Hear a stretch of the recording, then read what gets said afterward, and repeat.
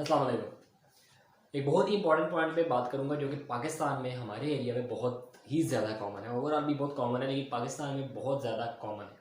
और वो क्वेश्चन ये है कि क्या हल्के बुखार में भी हमें पैरासीटामोल पैराडोल ले लेनी चाहिए या प्रोफाइलैक्टिक मतलब कि अभी अगर आपको लग रहा है कि यार कि मुझे बुखार हो जाएगा और आप एहतियातन आप पैरासीटामोल ले लेते हैं तो क्या ये ठीक है? ऐसा नहीं है। बेसिकली ये एक गलत तरीकाकार है।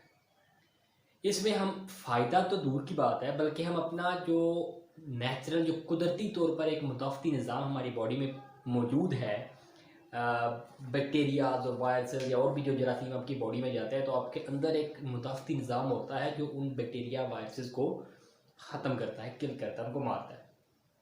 आप बेसिकली पैरासीटामोल देकर, और वो भी बहुत जल्दी, हल्का सा बुखार आता है या अभी आपको थकावट हो रही होती है और आपको लग रहा होता है कि यार ऐसा ना हो कि बुखार हो जाए, और आप क्या करते हैं कि आप पहले से ही मेडिसिन ले लेते हैं। उससे हम अपने मुदाफ़ती निज़ाम को जिसने उस जरासीम के साथ लड़ना होता है उसको वीक कर देते हैं, कमज़ोर कर देते हैं। बेसिकली बुखार एक खुद कोई बीमारी नहीं है, बुखार एक सिम्टम इस चीज़ को जाहिर करता है कि आपकी बॉडी के अंदर कुछ चीज़ गलत है, कुछ जरासीम चला गया है, कुछ वायरस चला गया है, कोई इन्फ्लेमेशन हुई पड़ी है, उसके रिजल्ट में आपको बुखार होता है।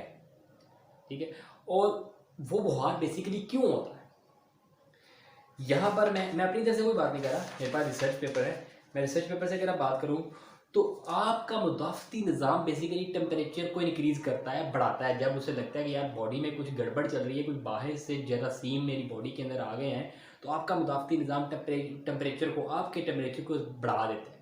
क्यों बढ़ा देता है? पहली पॉइंट जो इस रिसर्च पेपर में लिखी है, न्यूजीलैंड का ये रिसर्च पेपर है, तो डॉक्टर ने कहा पहला इसलिए बढ़ा देता है क्योंकि जब टेम्परेचर थोड़ा सा ज़्यादा होता है तो एंटीबॉडीज़ ज़्यादा प्रोडक्शन होती है, एंटीबॉडीज़ की। अब एंटीबॉडीज़ आपको पता क्या होती हैं? एंटीबॉडीज़ जो जरासीम बाहर से जाते हैं उनको मारने के लिए हमारा जो मुदाफ़ती निज़ाम जो प्रोटीन्स बनाता है उसको एंटीबॉडीज़ कहते हैं, और हाई टेम्परेचर पे वो ज़्यादा बनती है।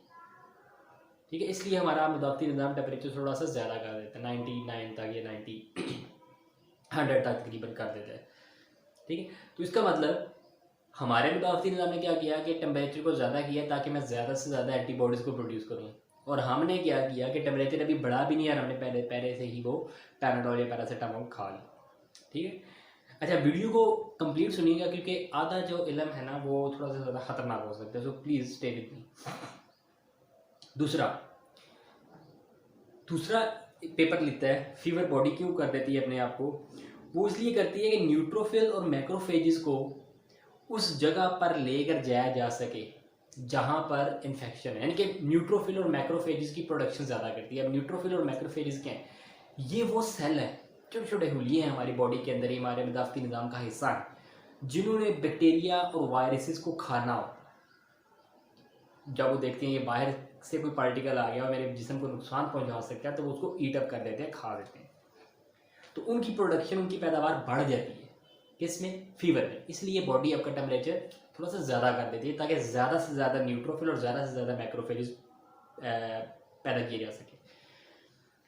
Increase production of cytokine. अब साइटोकाइंस की प्रोडक्शन भी फीवर में ज़्यादा होती है, इसलिए बॉडी आपका फीवर थोड़ा सा ज़्यादा कर देती है। अब साइटोकाइंस क्या होते हैं? मैंने आपसे बात करी है, मैं ओरली बात करूँगा, यार इधर आओ, उधर जाओ, इधर बैठो, उधर बैठो। मुदाफ़ती निज़ाम के जितने भी सेल्स हैं वो जब आपस में बात करते हैं, उससे कम्युनिकेट करते हैं, तो वो साइटोकाइंस के जरिए करते हैं। वो एक केमिकल रिलीज़ करेंगे, वो जाके दूसरे पर जब आ जाके केमिकल अटैच होगा तो उसे पता चल जाएगा कि ये वाला सेल मुझे क्या कहना चाहता है, मतलब आपस में वो बातचीत करते हैं साइटोकाइंस के जरिए। तो फीवर में वो साइटोकाइंस की प्रोडक्शन बढ़ जाती है, उनकी बातचीत बढ़ जाती है, उनकी प्लानिंग बढ़ जाती है कि कैसे मारना है बैक्टीरियाज को, कैसे वायरसेस को मारना, आपस में उनकी कम्युनिकेशन बढ़ जाती है। और हम क्या करते हैं? हम उनकी फ़ोन लाइन्स काट देते हैं, फीवर को फौरी तौर पर ख़त्म करके, होने से पहले ही हम पैरासीटामोल वगैरह लेना शुरू कर देते हैं। ठीक है, ताकि वो आपस में बात ही ना कर सके और हमें इम्यूनिटी ना प्रोवाइड कर सके। तीसरा जो है, टी लिम्फोसाइट की एक्टिविटी जो होती है वो भी फीवर में ज़्यादा होती है। टी लिम्फोसाइट्स मतलब कि ऐसे हुलिये होते हैं कि अगर कोई जरासीम आपके सेल के अंदर चला जाए तो ये जो टी लिम्फोसाइट्स होते हैं ऐसे हुलिये उस सेल के अंदर भी जाकर जरासीम को मार सकते हैं। बेसिकली खुद ही अंदर नहीं जाते, وہ جو انفیکٹڈ سیل ہوتے ہیں، انفیکٹڈ حلیہ ہوتا ہے، اسی کو مار دیتے ہیں، تو وہ بعد میں نیا بن جاتا ہے۔ اس کے بعد کیا ہوتا ہے، فیور کی وجہ سے آپ کے سیرم کے اندر، بلڈ کے اندر جو آئرن کا لیول ہے وہ تھوڑا نیچے چلا جاتا ہے، کم ہو جاتا ہے۔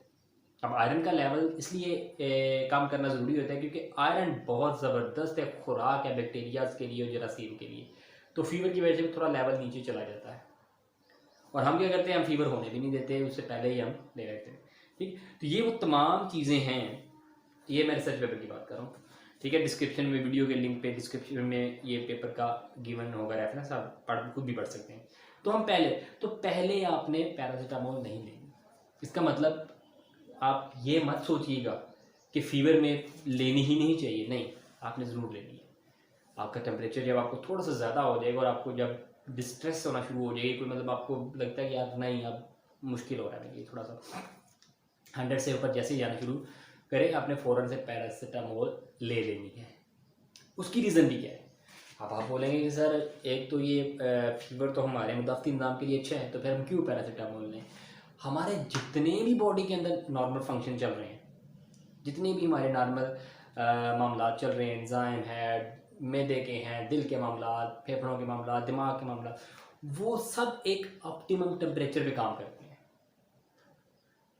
ایک خاص رینج پہ کام کرتے ہیں۔ تو اگر ٹیمپریچر باڈی کا زیادہ بڑھ جائے گا تو اس سے کیا ہوگا کہ وہ جو حلیے ہیں، وہ جو نارمل نظام ہے وہ رک جائے گا، کیونکہ وہ ایک زیادہ ٹیمپریچر پہ پھر کام نہیں کر سکے گا۔ تو تھوڑا بہت اگر ٹیمپریچر ہو جائے تو وہ تو ٹھیک ہے، آپ اپنے مدافعتی نظام کو الاؤ کرو کہ وہ زیادہ کام کر سکے، ٹھیک ہے، لیکن زیادہ ٹیمپریچر ایسا نہیں، کہ 104 سے اوپر یا 3 سے اوپر بخار جاتا ہے، وہ تو آپ کے لیے جان لیوا ثابت ہو سکتا ہے۔ تو آپ نے ایسا نہیں کہ لینی ہی نہیں میڈیسنس، لینی ہے میڈیسن، لیکن تھوڑا سا اگر کم فیور ہے، ہلکا سا فیور ہے، ابھی آپ کو لگ رہا ہے کہ یا کوئی، تو let your immune system work, آپ اسے کام کرنے دیں تاکہ۔ اور دوسری بات ہے، ایک پوائنٹ یہ ہو گیا کہ بہت ہلکے بخار پہ نہیں لینی، ٹھیک ہے، تھوڑا سا بخار زیادہ دیر رہتا ہے یا زیادہ رہتا ہے، تو تھوڑا سا اگر بڑھتا ہے 100 یا 100 سے اوپر جاننے لگتا ہے، تو آپ پھر لے لیں، بالکل لے لیں، ضرور لیں میڈیسن، کیونکہ یہ آپ کے لیے زیادہ خطرناک ہو سکتی ہے۔